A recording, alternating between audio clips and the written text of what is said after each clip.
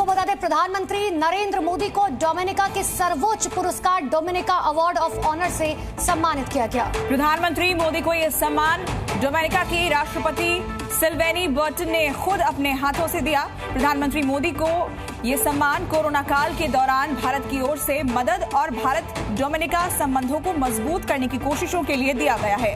ये सम्मान केवल मेरा नहीं है, बल्कि भारत के 140 करोड़ लोगों का। क्या है मोदी में? क्यों लोग पूरी दुनिया, पूरी पृथ्वी, देश विदेश, मुस्लिम मुल्कें क्यों उनको इतना सम्मान देती है? अरे है ही क्या, एक चाय वाले का बेटा ही तो है। ऐसा क्या करिश्मेटिक है आदरणीय प्रधानमंत्री मोदी जी में जो पापुआ के पीएम जेम्स मॉर्फे जो है उनके पैर पड़ जाते हैं? भाई भारत को तो आपने देख लेना कैसे है कि वो पूरी दुनिया के जो खास तौर पर अफ्रीकन कंट्रीज या कुछ ऐसे कंट्रीज जो कि जिनको अपलिफ्ट करने की ज़रूरत है उनको अपलिफ्ट करता है। ना सिर्फ ये कि मुख्तलिफ कोशिशों से उनको इतने बड़े बड़े प्लेटफॉर्म्स में लेकर जाता है, भारत अपने साथ दाखिल करवाता है उन प्लेटफॉर्म्स पे, और अपने बजट में उनके लिए जो है वो इतना बड़ा मिलियंस ऑफ डॉलर्स रखता है। हम भी शायद हमने भी कहा होगा उस वक्त, बेशक ये तब सच में कुछ नहीं था। वो हमें यही सोच के सुधर जानी चाहिए। वो 10 साल में कितनी तरक्की कर गए हैं कि अब हमें इंडिया की तारीफ करनी पड़ रही है। कर रहे हैं, और मैं ये समझता हूँ कि भाई हम यही सुनता था कि इंडिया के अवाम जो से ना भूख से मर रहे हैं, हमारे हुकूमत जो से ना तगड़े अवाम अमीर। हुन कर लो गल, तुसी कर लो जो करना है। वो 5वीं बड़ी इकॉनमी, बल्कि मैं देख रही थी 2025 में इंडिया जापान को क्रॉस करने लगा है और 4थी बड़ी इकॉनमी बनने लगा है। आप कर लें जो करना है। जय हिंद दोस्तों। तो दोस्तों, अब तक तो प्रधानमंत्री नरेंद्र मोदी जी को 17 से 18 देशों का ग्रैंड अवार्ड, सर्वोच्च अवार्ड मिल चुका है। अब उसमें 2 नाम और ऐड कर लीजिए। अभी नाइजीरिया ने दिया, लेकिन इसके बाद भी 2 नाम और ऐड कर लीजिए। अफ्रीकन कंट्री है डोमिनिका रिपब्लिक, ये भी अफ्रीका का एक काफ़ी महत्वपूर्ण देश है।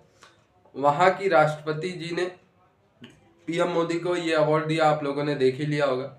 साथ ही साथ गयाना ने भी अनाउंस कर दिया है कि प्रधानमंत्री नरेंद्र मोदी जी को शायद आज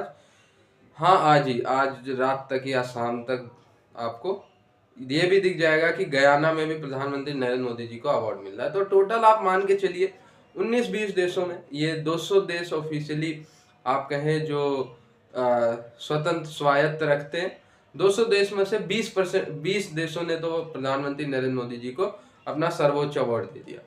यानी दुनिया के 10% देशों ने किसी एक लीडर को 10 से 15 साल के अंदर ही अवार्ड दे डाला, सर्वोच्च अवार्ड। ये काफी बड़ी बात है। और कुछ लोग कहेंगे ये पैसे देके है, ये ऐसे वैसे। भाई उनको मैं हाथ जोड़ता हूँ, उनको कोई नहीं समझा पाएगा। कोई कहेंगे ये गोदी मीडिया है, ये झूठ दिखा रहे, तो भाई वो आपके ऊपर है, जो आप समझना चाहें। पैसे देके 20 देशों से अवार्ड खरीद लिया, वो भी आप समझ सकते हैं। या ये भी समझ सकते हैं कि सच में इस बंदे ने कुछ किया है जिसका प्रभाव विश्व पे पड़ा है, तभी 20 देशों ने अवार्ड दिया। या आपके ऊपर, आप क्या समझे? अब आपने कहा कि आखिर भारत के प्रधानमंत्री को इतने सिविलियन अवार्ड देते क्यों हैं लोग? बिल्कुल और इतना उनको मतलब मान सम्मान, इतना वैल्यू। आपने अभी अपने पाकिस्तान के मुसलमानों को भी ललकार दिया, साथ साथ उन मुसलमानों को भी ललकार दिया जो हमारे भारत में छाती पीटते रहते हैं। तो मैं आपको अभी एक बात पहले बताना चाहती हूँ। यही है हमारे भारत के प्रधानमंत्री मोदी जी, जो हनुमान की तरह पंचमुखी चेहरा लेकर के इस देश का भला करने के लिए निकले हैं। दुश्मनों के लिए बिल्कुल काल है, देश के लिए योद्धा है, देश की बहन बेटियों के लिए पिता और भाई हैं, देश की तरक्की के लिए एक मिसाल है, देश के सुरक्षा के लिए आशा की चमकती हुई किरण है। अब आती है और भी इंपॉर्टेंट बातें। क्या है मोदी में?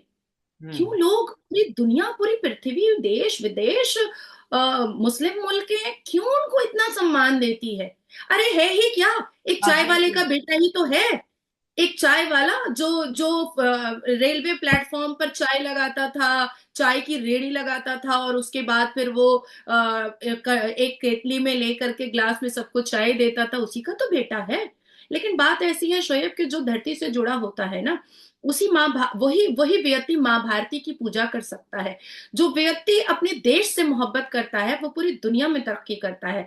जो व्यक्ति अपने धर्म से मोहब्बत करता है वो अपने संसार में बहुत बहुत ज्यादा खूबसूरत माना जाता है। जो व्यक्ति शिक्षा से मोहब्बत करता है वो सबको शिक्षित करके आगे बढ़ाने की कोशिश करता है। ये है मेरे प्यारे प्रधानमंत्री मोदी जी।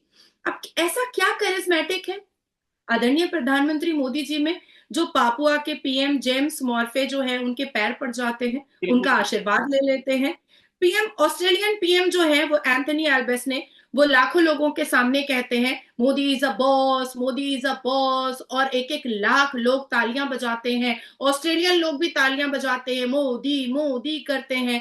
ऐसा क्या है जो फॉर्मर प्रेसिडेंट यूएस के जो बिडेन जापान के क्वाड मीटिंग समिट में उन्होंने मोदी जी का ऑटोग्राफ मांग लिया था, है क्या चाय वाले के बेटे में? उसके बाद फिर ऐसा आखिर है क्या जो यूएई के अल हन्नान ने कह दिया बजाफ्ते प्रेस कॉन्फ्रेंस में कि भारत के प्रधानमंत्री मोदी जी अब मेरी जिस जमीन पर उंगली रखेंगे वहीं पर हम मंदिर बनवाएंगे।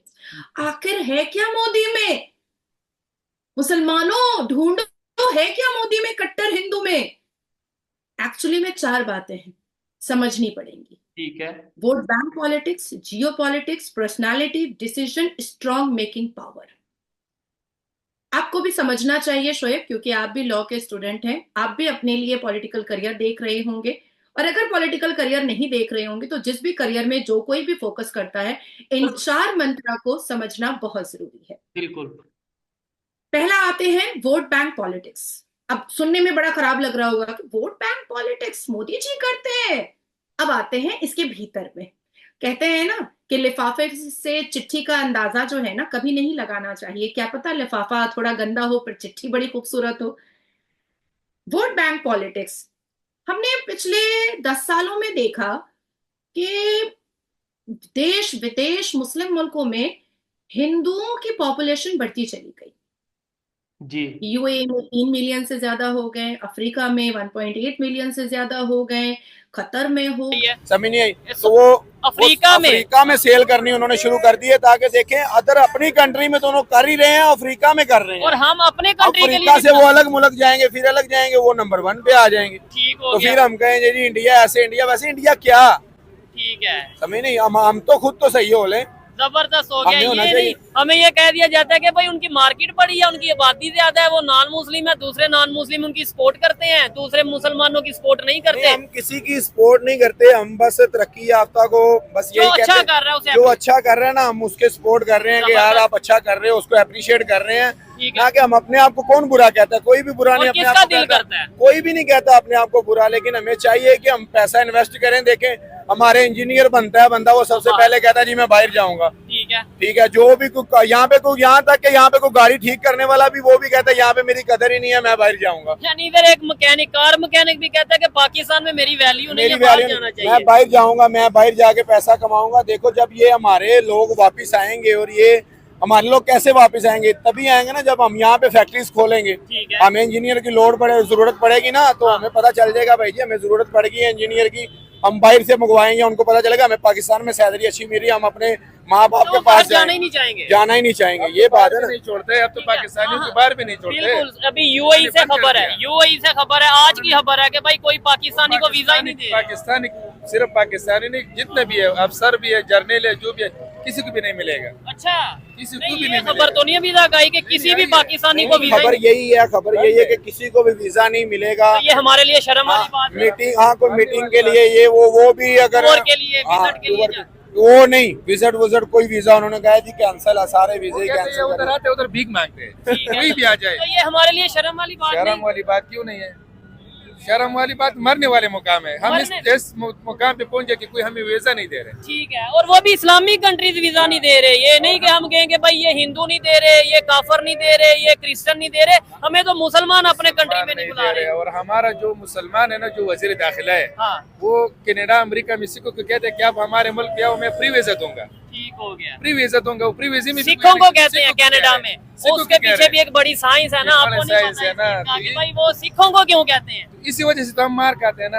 हाँ, ये चीज हम है। अपने लोगों को नहीं कहते, हम सिखों को, हिंदुओं को, तो उनको क्यों दे रहे हैं? अच्छा, बेहतरी कैसे आएगी, कैसे ये आम पब्लिक को अवेयरनेस कैसे आएगी? मतलब मैं रोज वीडियो बनाता हूँ, घर चला जाता हूँ, बात आता हूँ। नहीं, बस यही है ना कि देखें, आप मेरे भाई हो, आप रोजाना आते हो, ठीक है, वीडियो बनाते हो, चले जाते हो, को वीडियो का असर हुआ है पाकिस्तान के ऊपर? नहीं, मेरा तो अच्छा, अगर यही मेरा असर हुआ है। आप जितनी मैं आपको इंटरव्यू दे चुका हूँ ना पाकिस्तान के बारे में, मुझे नहीं लगता कि मेरा गला ही खराब हुआ है, मेरे मेडिसिन के पैसे ही लगे हैं और कुछ भी नहीं होता इस पाकिस्तान में। बस